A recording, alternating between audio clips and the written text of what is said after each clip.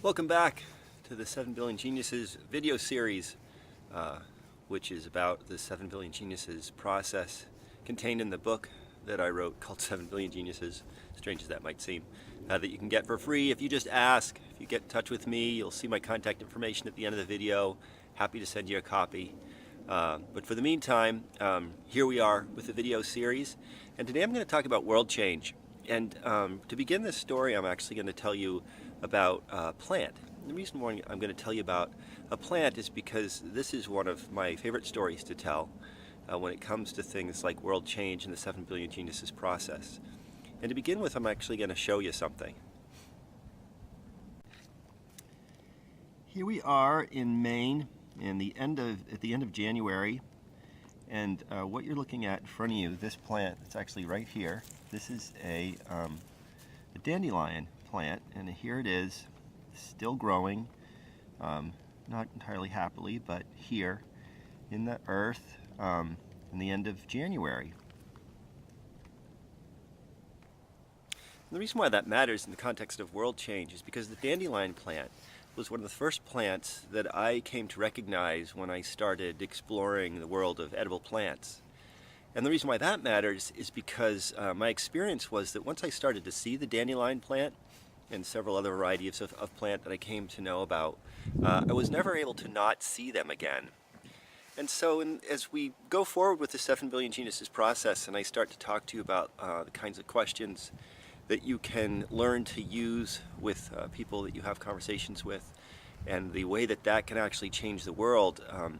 The reason why it's important is because once one takes up these questions, one's view of the world changes, and it cannot be changed back. So the things that you'll start to see, the things you'll start to notice as a result of asking these questions, and the double listening that I talk about in the absent but implicit video, and that I'll talk about ongoing, is something that you can't just turn off. And I like to say that this process and if the effects that it has on me has changed my life entirely. It's not just something that happens from time to time. It's something that goes on continuously. I'm always kind of hearing the double listening sorts of things in the context of the things that people say to me. And so, as with these plants, I'm always seeing these plants. I'm always hearing these things. So it's kind of a warning that I put out for people to pay attention to, that following down the path that you'll experience in this process is not something that you can change or turn back from. So world change in the context of the 7 Billion Geniuses process. Let me move over there. So how can the 7 Billion Geniuses process change the world? And it won't be surprising to any of you who've watched other videos to learn that the way that the world is changed through this process is about the questions that we ask. And how can asking questions change the world? Well, we've been indoctrinated into a certain way of conversing with other people, and in many ways the conversations that come from that way of conversing are what we call thin descriptions of who we are and what we stand for and what matters to us. And then the 7 Billion Geniuses process, as I've said many times, which is closely associated with narrative therapy practice, you'll find that you find out things about people that you didn't know before. And a lot of folks who take up these kinds of questions and attitudes and ideas find that they find out things about themselves that they didn't know before. And we take up a completely different way of relating to one another when we take up these questions. We take up a way of relating to each other that's about real interest, curiosity about people's lives and the things that they stand for, what matters to them. And by doing that, we encounter richer descriptions of the people around us, the people that we know, people who we might not even know yet, but who we know in a different way as a result of these kinds of conversations. And these rich descriptions describe a way different kind of tapestry of world, of people, the people around us, the people who we come in contact with, a rich tapestry of just about everyone that you come to know. And so you come to start to see the world as a different thing. And interestingly, I talk about world change, and it is kind of a play on words, because we're really not changing anything. Earlier on in a video, I talked about the flashlight example, where if you're up in an attic, in a dark attic with a flashlight, and you shine the flashlight around the attic, you're not creating anything, you're illuminating things that are already there. And ultimately that's what these questions do, is they illuminate things that are already a part of our experience, a part of what we stand for, a part of what matters to us. But by illuminating them, we bring them forth. They become a part of our experience, of our lived experience. And so then we know these things about ourselves, and we know these things about other people.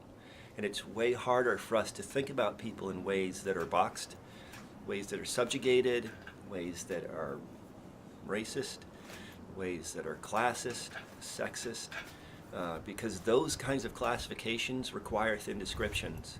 It's very easy for us to put people in a box if we don't know a lot about them and who they are.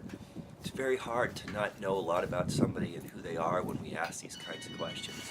And again, the questions that I'm talking about are simple questions like, what do you mean by that? And why do you stand for that? And what's important to you? These aren't complex questions. They're just questions that we don't ask each other a lot in our culture. And so the 7 Billion Geniuses process is a way for you to read these questions, find out about the questions that I've just said, and many, many more questions that open up possibilities for us to understand each other in ways that we probably don't up to this point. One of the things that I like to ask my class is, when was the last time somebody said to you, what really matters to you? It's not a question that we ask a lot in this culture. It's not that we can't, although there are some prohibitions on it that get us thinking that asking those kinds of questions is nosy or invasive, or you're analyzing somebody, or somehow you shouldn't ask those kinds of questions. And again, I go back to the position of curiosity, which I described already in a couple of videos that I've done so far. To think about curiosity as something that you take up that's genuine. You really actually really want to know. You're not just asking to be annoying. You're not just asking to be aggressive. You're not acting like a lawyer or a psychologist or a psychiatrist. You're not trying to analyze somebody. You're just genuinely curious to have a sense of what this person stands for, what matters to them, why, what they mean by the words that they say. You can imagine as I describe these kinds of conversations that you might have, how it might change the way that you relate to other people, to yourself, and how we all might start to relate to each other. And so then, simply by illuminating the stuff that we already stand for, the things that already matter to us, the positions that we already take up, we reposition ourselves in relation to each other, and we create a world that seems different than it is right now, but it's just more elegantly and more completely described. It's more of what already exists, and it creates an awareness that we have of each other, of the richness and amazingness that we all share and that we all carry around just because of the experiences that we've had. So that's all I'm going to say today. I appreciate you taking the time to watch the video, and I do hope you stay in touch. Check out the resources at the end of the video, how you can get in touch with me if you want a copy of the book. And stay tuned, because we're going to be turning these ideas into actual conversations that we're going to have with people. And if you check my Facebook page or the Twitter feed or the blog that I put out, you'll see announcements about where that might be happening and how you might actually participate in either learning about these questions or creating these kinds of conversations and actually having effect on the world around you in a way of making it perhaps more the way you'd like to see it be. So again, thank you for your time, and do stay in touch.